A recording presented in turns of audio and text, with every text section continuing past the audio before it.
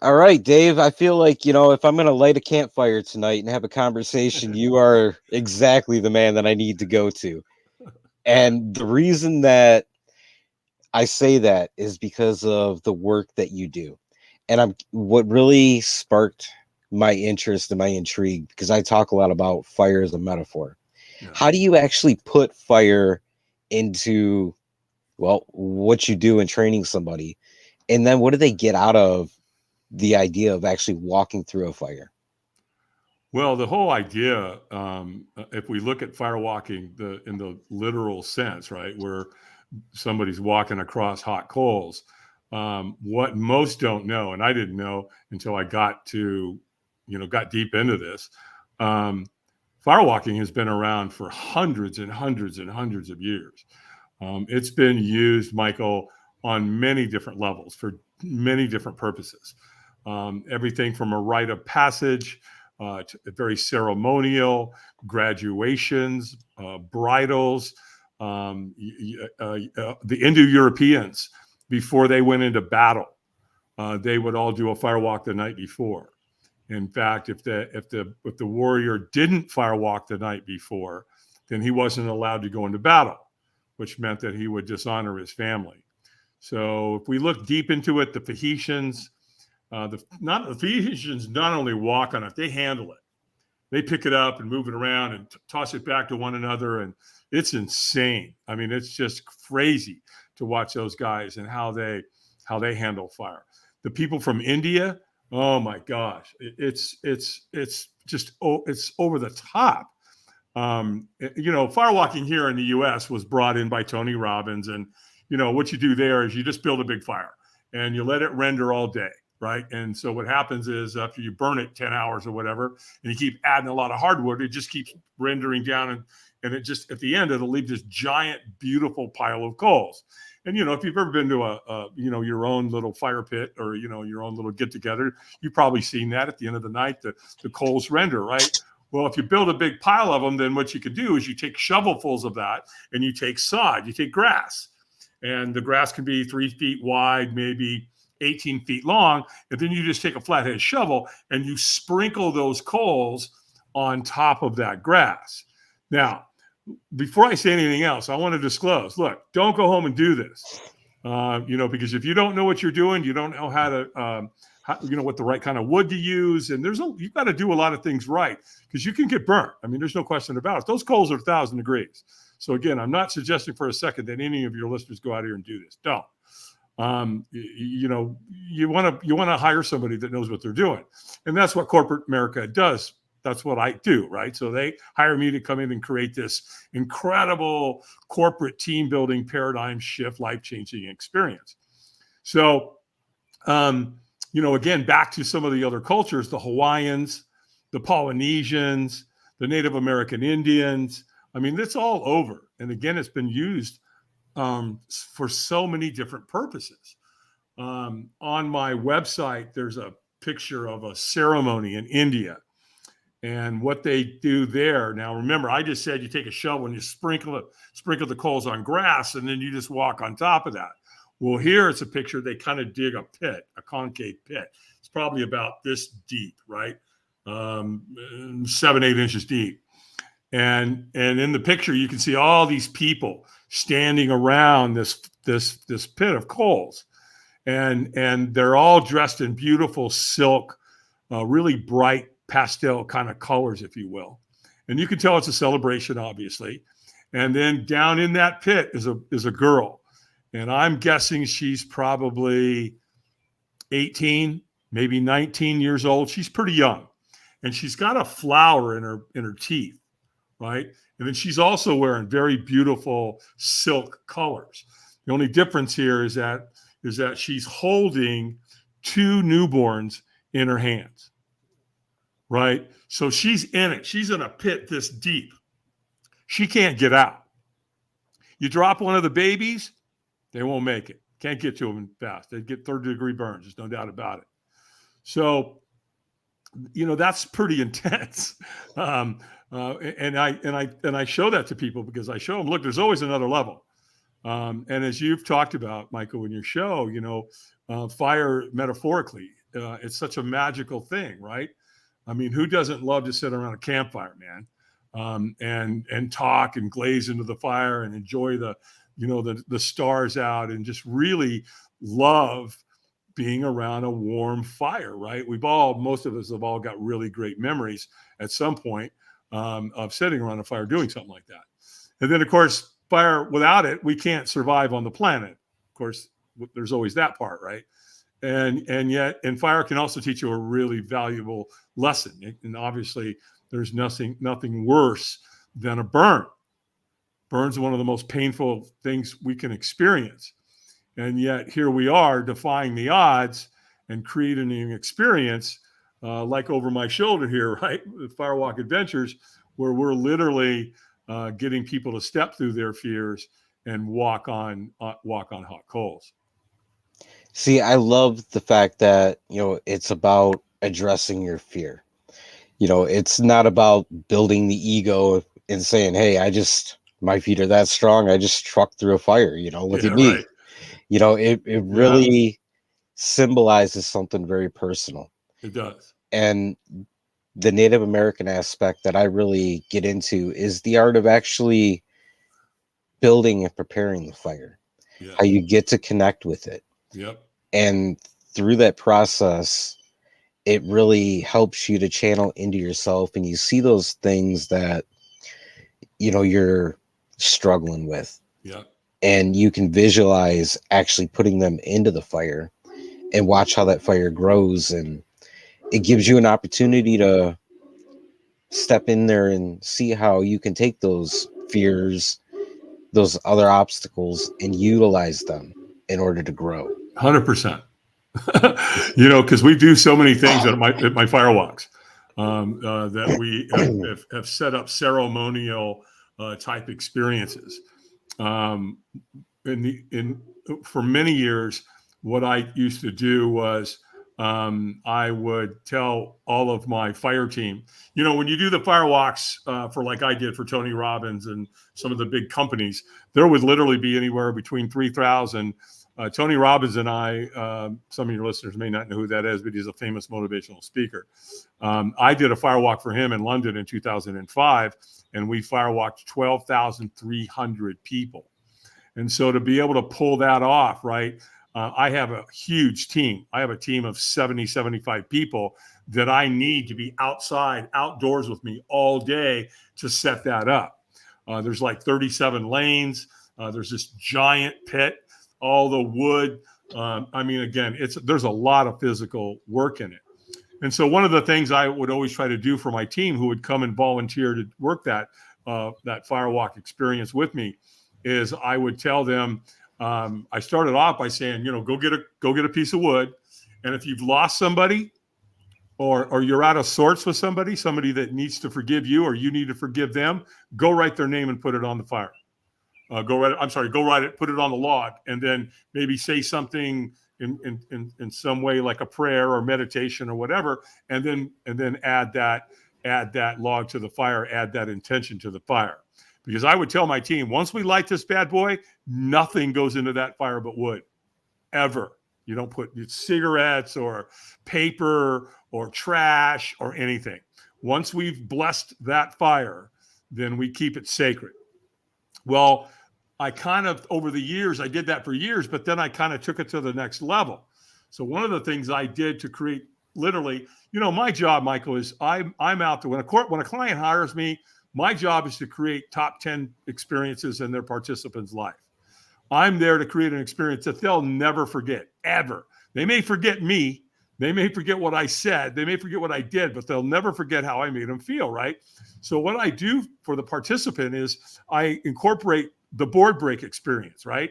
Simple martial arts thing. If you go to any dojo, they break boards in there all the time. Every time you graduate in a belt, they have some type of typically board break graduation experience.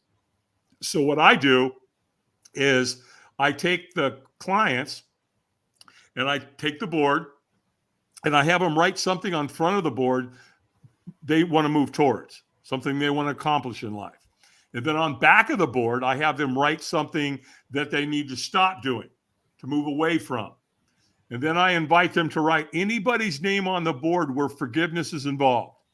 And I don't care what side it's on, whether you need to forgive them, they need to forgive you. If you've got any resentment over somebody, it needs to end tonight. It stops tonight. So write their name on the board. And then to create the rite of passage, Michael, what I do is I have them write anybody's name on that board that they've lost. And that really sets my events apart from any other type experiences like this. So we go out, I teach them the martial arts move, they break the board, we go out to the fire, we do the fire walk, then they come back, then they add their board to the fire. So it creates a ceremony, if you will, and it's certainly something that the client and the participants will never forget.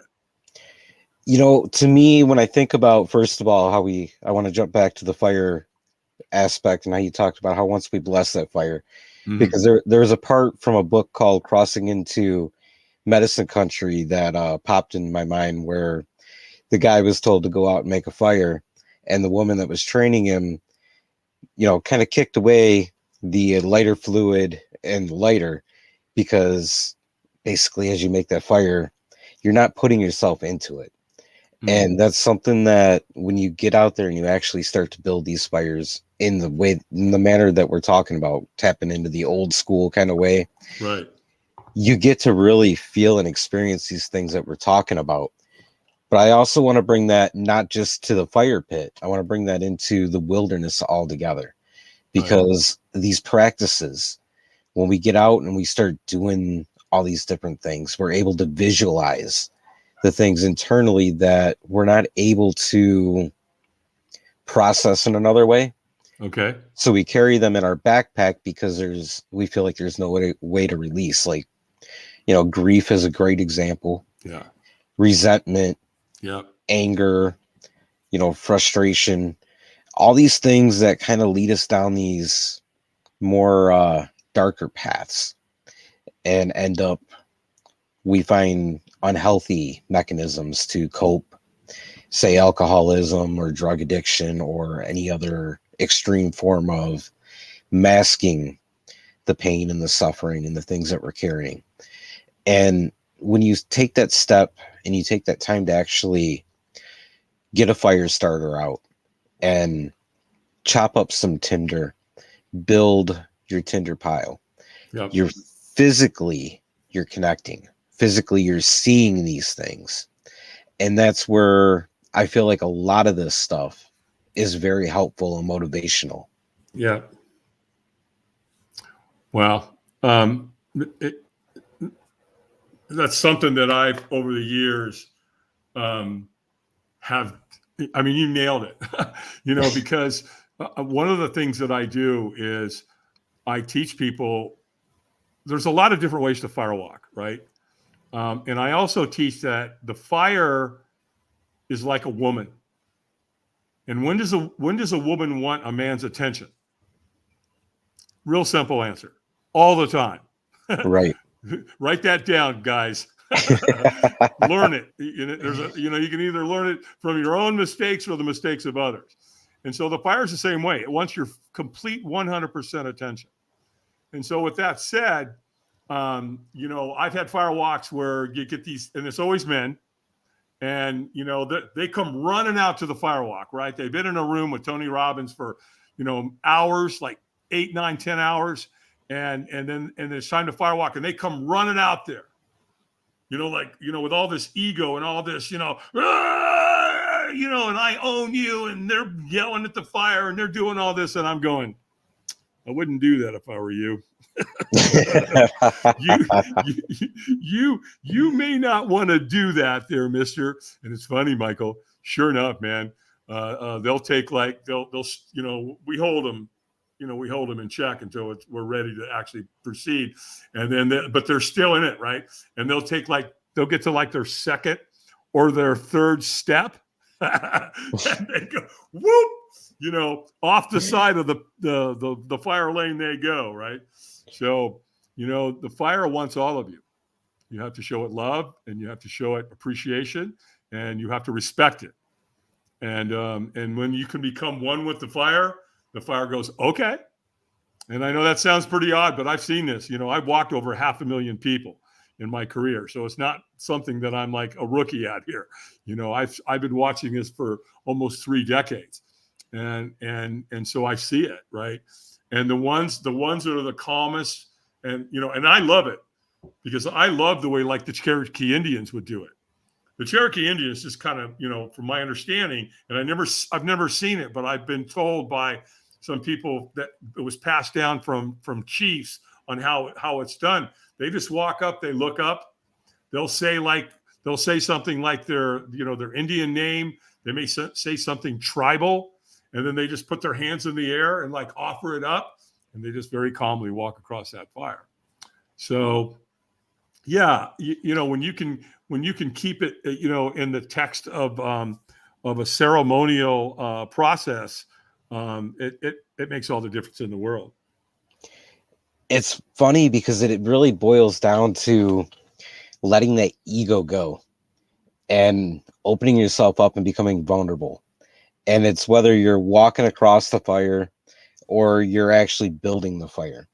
If you're allowing yourself that openness to connect with the fire, it's going to give you the things that you're looking for. It's going to show you that direction or that ability within that honestly you're overlooking because you're so caught up within what you think is right.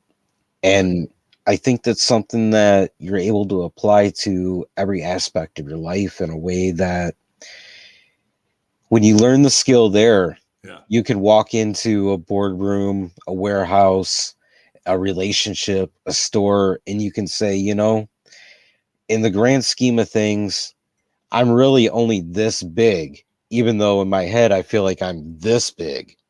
And you're able to see a lot more things. You're able to pick up on all kinds of stuff that helps you to evolve the story that you're here to write. Oh man, that's so beautifully said. Because what the fire allows you to do, if you do it right, it gives you that moment to say, okay, if I can firewalk and I just walked on coals that were 1,000 degrees, what else can I do? Because fear is what you're dealing with here. When it's your turn to walk, right? And you walk up and you look down and you see a 3-foot, 18-foot long length of sod of grass, and those coals are glowing bright red. It's fight or flight, right? And it's a very definitive moment for every single person that's ever done this and stepped into this experience. And people ask me all the time, well, do people get burnt? Well, the coals are 1,000 degrees, and whether you get burned or not depends on you. Because again, they ask me all the time, well, how can people walk on coals that are 1,000 degrees and not get burnt? And my answer is, I don't have a clue. I don't know. Scientifically, obviously, there's something going on. But I'm not going to sit here and say that I know exactly what's going on. I've got my own hallucinations. I mean, again, I've been around it a long time, seen thousands and thousands of people firewalk. My daughter was 6 years old the first time she walked. My son was 9. So, when you experience things like that, as a matter of fact, I just posted on my Facebook page yesterday, I think it was, I did a firewalk for a construction company down in the Lenore, North Carolina area. And a lot of the people that worked there brought their kids, and they came to me and they said, can my kid do this? And I'm like, absolutely they can. And let me tell you why they do it better than an adult is because they don't have the limiting beliefs you do. A kid will just trust, right? So they'll bring them to me and I just bend down and ask them, do you want to do this? And almost every single time they're like, yes. And I've got this girl that I firewalked her that night, and gosh, she's just so adorable. She's dressed up in a little cowboy outfit, and she's she's every bit of 6 or 7 years old, And I bent down and I said, do you want a firewalk tonight? And she goes, yes. And the way she said it, right? It was just like, it was so cute. She's like, yes. And so I talked to her a little bit and said, this is going to be a wonderful thing. You're going to remember this for the rest of your life. I'm really, really proud of you. And just said some really encouraging things to a 6 or 7-year-old, right? And I said, would you like me to walk with you? And she said, yes. And I said, would you like to hold my hand? And she said, yes. And then, all these people are surrounding around all these adults. And, the anticipation is off the chain when you've got a young child getting ready to firewalk, right? And I said, okay, so I had her take 3 breaths, right? I always get oxygen into them, right? Because fear to me is exhilaration without the breath. Because when we're scared, what do? Oh, obviously we run, we shut down. Yeah, you hold your breath, right? It's like, right. Right. So what do? I open up the airways and I get oxygen into the body, into the brain. So I have her take 3 breaths, big cleansing breaths. And then I say, okay, when you exhale this time, I'm going to count back to 3, 2, 1, and then we're going to go. And as nice deep breath in, she exhaled 3, 2, 1, boom, we went. I've got it on video. It's beautiful. And of course, I'm doing this behind me, right? I'm like getting all the people to clap, right? And carry on. They went nuts. They're cheering for this. So, there's a huge responsibility with that, and I don't take that lightly. I'm kind of sitting at the top of the mountain, if you will, when it comes to the firewalking world. Though there's other people out here that do it. They don't do it like I do it from the standpoint of corporate America.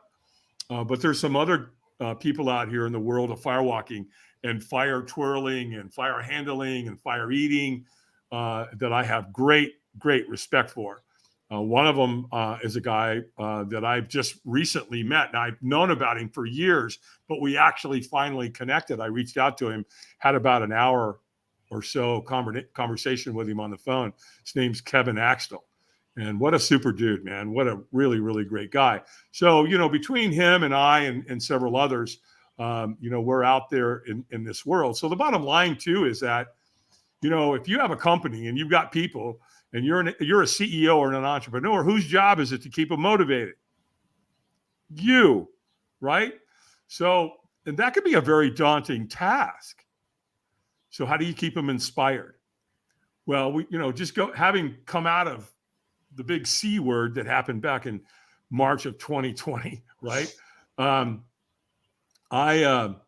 We watched it. It ripped people apart. It ripped families apart. It ripped companies apart. Everybody's screaming about mask wearing and vaccines and political this. And I love Joe Biden. I hate Donald Trump, blah, blah, blah. Everybody was just ripped apart. And so we got away from the humanistic side of life. And so what I've learned about firewalking is firewalking doesn't care about a mask. It doesn't care about any of that crap. What it does is it brings humans back together to act like humans with love and compassion and understanding and joy. In fact, that's what happened to me. That's how I got to where I am. Years ago, I was grossly addicted to alcohol and drugs, Michael. And on June 8th of 1988, that was my last day. That was it. And it was either put a bullet in my head to stop the pain because I was in really rough shape, or go to AA.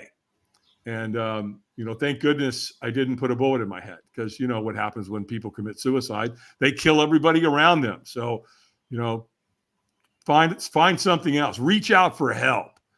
Please reach out for help, because there's always somebody out there that'd be willing to help you. And that's what happened to me. So I called AA, and they sent a guy to come get me, and he took me to my first meeting on June 8th of 1988. And I went to 4 meetings that day, and it saved my life. Well, because I had insomnia during my recovery, I was up late one night, and there was a guy by the name of Tony Robbins, and he was selling a program called Personal Power. And it was a 30-day program, and it came on little white things called cassette tapes to tell you how old it was, right? Well, I went through the program, and it worked. Well, 7 years later, find out he's coming to town. And so I wanted to go, got a ticket, and I went. And found out, later that we were going to be doing a firewalk. And I'm like, oh, no. Oh, hell no. I'm not doing that. I want to go see Tony. I'm going to do that, but I'm not doing this firewalk. Well, heck, you get to the firewalk, you get to the it's a 4-day event. And on day one, I think we started around 2:00 in the afternoon. Next thing I know, it's after midnight. Tony's been on the stage for 10 hours. And all of a sudden he says, take your shoes off. And I'm like, oh, no. I see what you're trying to do, pal. You're not going to trick me, right? Well, bottom line is I got out there and I got some encouragement from one of Tony's people. And the next thing I know, that night I firewalked. And I will tell you, Michael, it was the most profound experience of my life. I had never, ever felt like that in my entire life.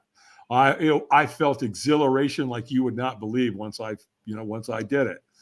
And it was just phenomenal. I mean, I felt like I could conquer the world. And I'm with 3,500 people who are pretty much feeling the same thing, right? There's just this, I don't know how to describe it. You have to do it. It's just incredibly, incredibly uplifting. Well, here's where it gets really interesting. And this is what got me to here today with you on your podcast. And that is, I came in the next morning to day 2, and there's 3,500 of us standing in the foyer getting ready to go into the venue, right? And I'd never seen or witnessed anything like this in my life. We were vibrating at such a high level because we had done something the night before that was so extraordinary. And I was watching people really carefully, and they were laughing, they were crying, they were telling each other their stories, they were hugging, and they were communicating humanistically unlike anything I'd ever seen or experienced in my life. In fact, to this day, I have never seen this happen like this at this level, except for a Tony Robbins seminar. And that's when I fell in love with it.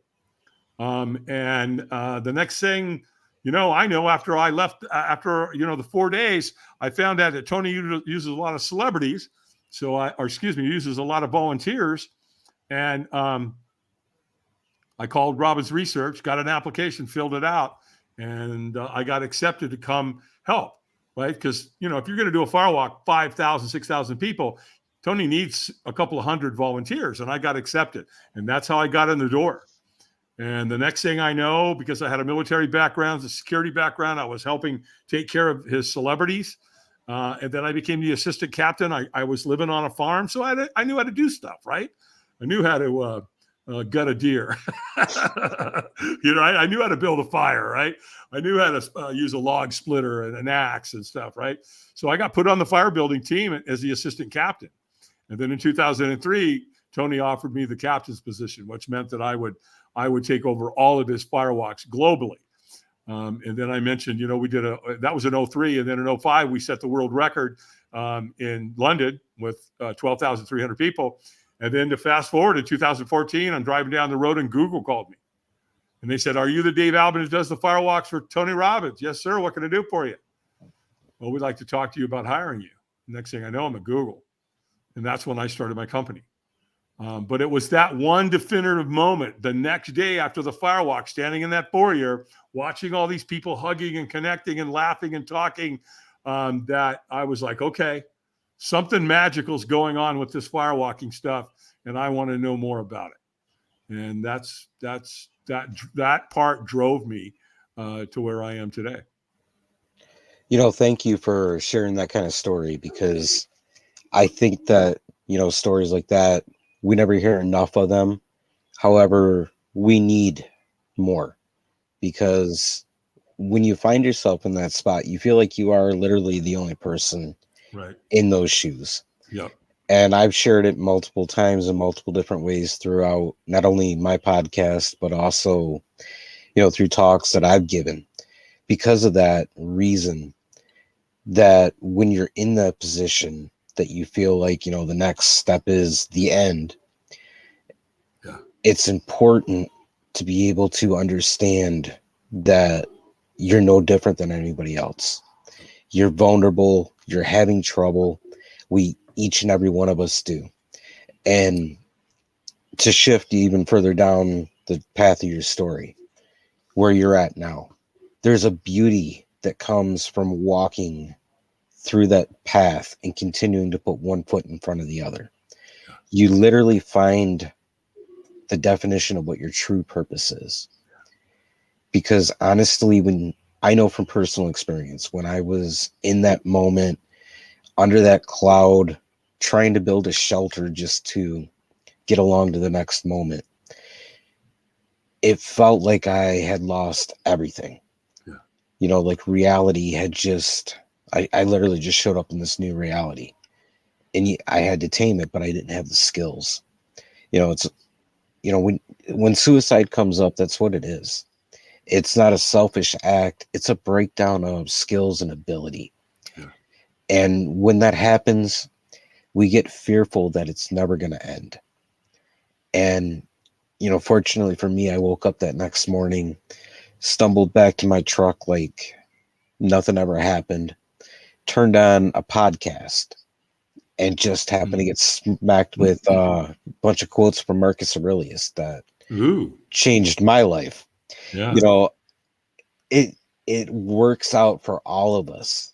It's just understanding that that moment where you feel like it's going to end is only a moment in time. Yeah. And the next moment, we're blessed with a change of surroundings. You know, I felt like like I mentioned, I was in this new reality and I had no tools. I had nothing. There was no resources around and whatever. The next minute came along, all of a sudden I found the ability to craft a hatchet and start to build a shelter. And then I found the proper pieces of material to build a fire. And I started to build camp. And we live in survival mode for so long Yeah. after that traumatic moment that we have to take a moment to assess while we're sitting there in the shelter enjoying the fire and realize that we can add to our experience, to that camp we've built in this new reality. And that's what I feel like the story you shared with us really highlights to anybody, is being able to step through that moment of fear, whether it's, you know, you feel like you're at the end, you're battling an addiction, no matter how far down the path you are, there is hope, there is inspiration. Yeah. And most importantly, one of my favorite quotes from Marcus actually is where he talks about reaching out for help. You know, if you envision the fact that you're a soldier and you're storming the wall, you just can't quite climb over the wall on your own. You never think twice about reaching up for a hand to help pull you over the wall. So if we're Wow. struggling with Yeah. anything, why do we get down on ourselves? Why do we prevent ourselves from that, from asking for help? And because if it was somebody asking us, we'd run to them. We'd thank them for coming to us. And it gets caught up in that story of self-suffering and that story of fear. Yeah. And this is why, to me, fire is such a beautiful metaphor. It's such a beautiful thing to build, experience. And with a fire walk, you're literally walking through the face of fear. You're standing there at the start with essentially a childlike wonder. You're filled with hope and your purpose, which is to cross the path. You want to cross the fire. Yeah. And those things push you forward. And when you come out of that, you are a completely different person. And that ties in beautifully to that story right there. Wow. You know, I've talked to a lot of people over the years about firewalking and the fundamentals and the building of the fire, and that. And wow, you just articulated that, Michael, in a way that I've never heard anybody explain. So that was really beautiful. And it is, you know, it's the building of the fire is as important, if not more important, than the actual firewalk itself, right? And that's why I've always held it so sacred. You know, once we bless the fire, which we always do, you know, we bless every fire, and because of the way the time lays out, you know, um, I do use something to start the fire. And yeah, So, I use a Zippo lighter. Looks like we lost. I still got you. I can still hear you. The video's Yeah. a little choppy, Oh, but okay. Yeah. I was that's going all to right. show. Yeah, I was just going to show the audience. I've got a Zippo lighter, and so I've got a little gig with Zippo. They're a great company. They're awesome, and so they've given me a special lighter to use to light all the fires. And so, yeah, again, it's really important. Once you create a little ceremony, and a fire is always a great place to grow, to purge, to let go of things, to invite things. It's so versatile, right? So, being what's the, lack of a better term, Michael, a firewalk instructor, if you will, it's really a beautiful thing. It's what, I do some private fire walks at my house. I mean, right? People can call me and they can hire me, and we go somewhere in the world, and they bring 300 people or whatever, and we build a fire, and I do all the training and take them through the board break and take them out there and do the fire walk, and that's wonderful. We do that, right? Because some people just want to write me a check. That's all they want to say. Look, you're the man. You're the guy that knows how to do this. Let me write you a check, and you come transform my people. Well, we love to do that, and we do that all the time.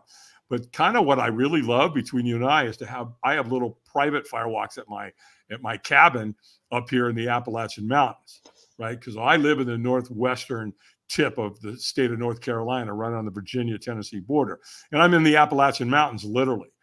And the Blue Ridge Parkway is a couple of miles from my house. So we come up here. There's something really sacred, something very majestic about doing it up here in these mountains. The Cherokees used to inhabit this area, so there's a lot of that. So again, I create a very ceremonial type firewalk. In fact, I just had one here again this last weekend, and the girl that came up brought her boyfriend and her best friend. And she did something that I've never had anybody else do. She got dressed up for it. She put on a beautiful silk dress, and she did her hair in a certain way. And she put on these necklaces and beads. And, we blessed the fire with sage, because I always suggest using sage or tobacco or something, again, to create the ceremony. And then I did some things, kind of a ceremony before the fire, and then she firewalked, and they came, and he's from Nigeria, and so he made this incredible African meal for us. And so, I mean, how cool, I get to do that, and it's wonderful. And it was interesting too. She just found me. She just went out on Google, and I think she Googled firewalk in her area, and my name popped up. And she called me and she said, "Hey, I want to do this. This is something that's on my bucket list." And so she, I didn't tell her to do any of that, right? I didn't tell her she had to, dress up or do anything. She did her own research and did it on her own. So it literally, Michael, can be one of the most beautiful experiences any human will ever partake on. Honestly, I'm thinking whether it's got anything to do with fire or really any aspect of life. Yeah. It's a matter of a willingness to give something of yourself to the experience. Yeah. And see, I think about it and I bring it up because actually my hand's still kind of hurting. Over the weekend, I put an axe through it getting ready for a fire. And I think that was... We'll back up. You put an axe through it? Yeah, I put an axe through my finger, through my thumb while chopping firewood up on accident. And, I mean, it's not the most ideal, obviously, example of this idea of giving yourself to an experience. But that particular night, we were out camping. It was me and my kids, and sitting around the campfire that night, I feel like between the three of us, there was so much connection and bonding that happened. And it, to me, is a beautiful representation of this idea of giving an aspect of yourself to the situation, right. Being open and really committed to the idea. Yeah, a little bit of me personally went into the fire per se, but you know, it represents this idea that if you're open, you're honest, and you're giving to the moment and the experience, no matter what it is, essentially mindful and present, it really works wonders, because we're all looking for ways to expand. We're all looking for ways to heal Yeah. and come together as a community and as a tribe. And being present and giving in the moment, I believe I'm learning more so now, is one of those key fundamental aspects. Well, first of all, let me say ho'oponopono for your hand, and may it heal quickly. And I'm guessing there was a lesson there somewhere, because there always is, right? Right. And you're right, though. You know, you do have to be careful. You know, in preparation for anything in life, right? You got to be careful. So, yeah, that's you know, you brought out some really great points there. We could talk for days about this. You know, I think it really comes down to a couple things, and that is how we learn to deal with fear.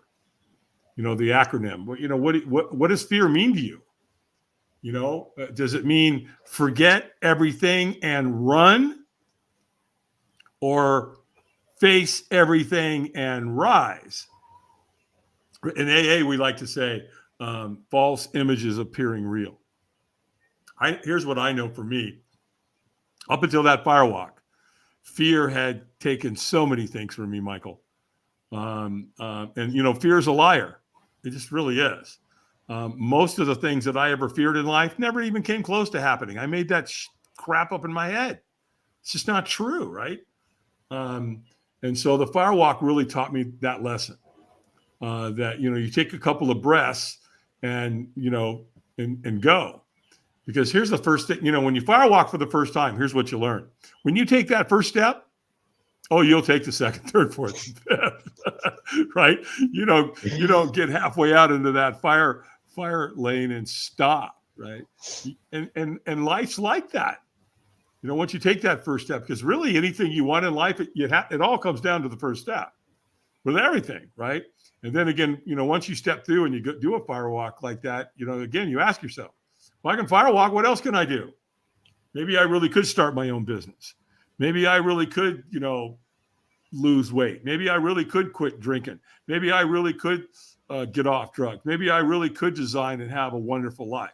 Maybe I could, you know, ask that girl to get married and have a family. And so it just opens it up. And for me, again, I mean, you know, I got kicked out of high school. I wasn't a good student. I wasn't very smart.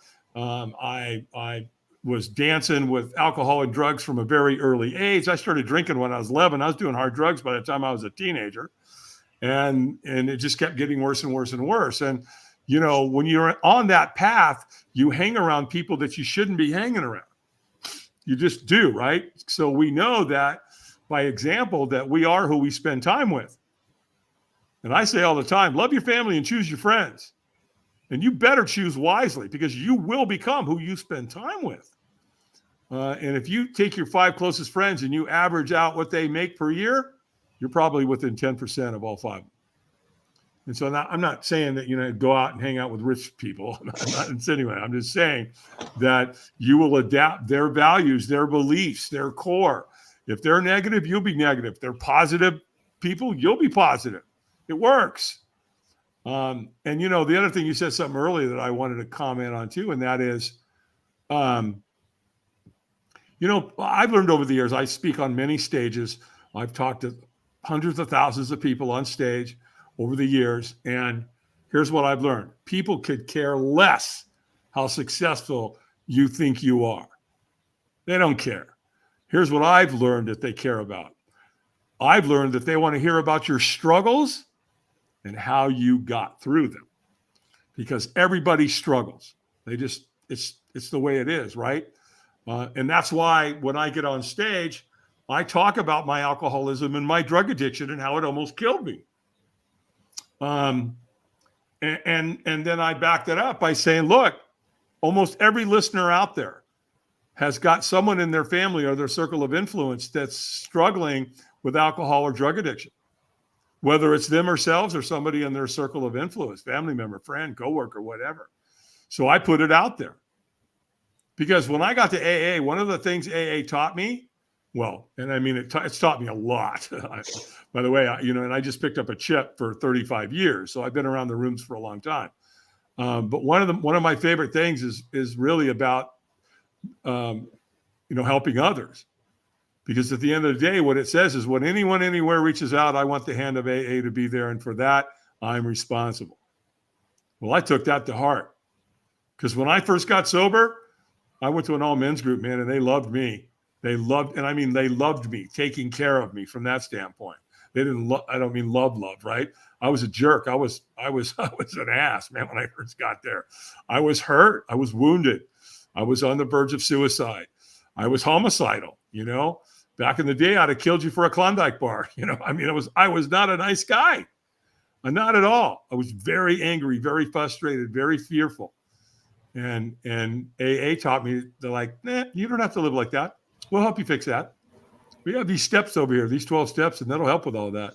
You just have to admit that you got a problem and that your life's unmanageable. And then, then we'll go on to teach you that there's a power greater than you that can restore you to sanity.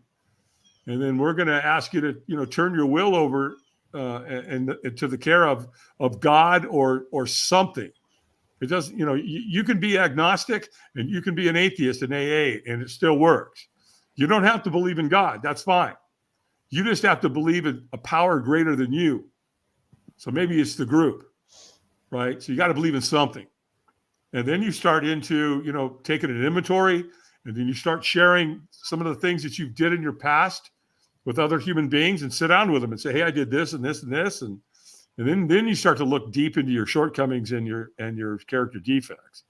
And that's really when the healing starts to come, is once you acknowledge that it was because of these things, envy and things like that, and gluttony and so on, that were, what led you down this road.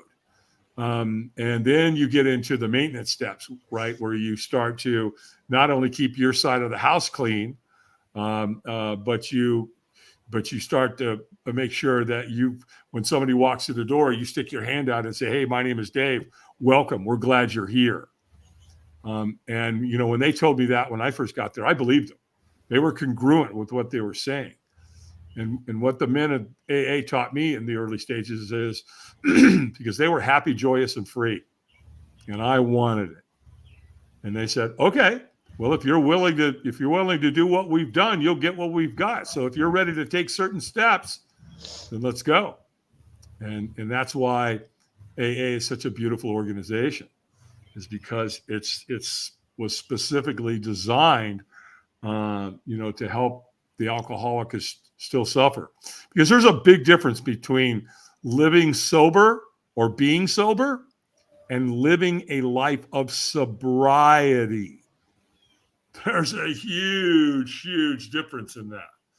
And, some people can get sober, but if they don't work on themselves, a lot of times all you do is have a sober asshole, right? So you gotta stop being a jerk. And again, and once you get into it, man, it's such a fun program.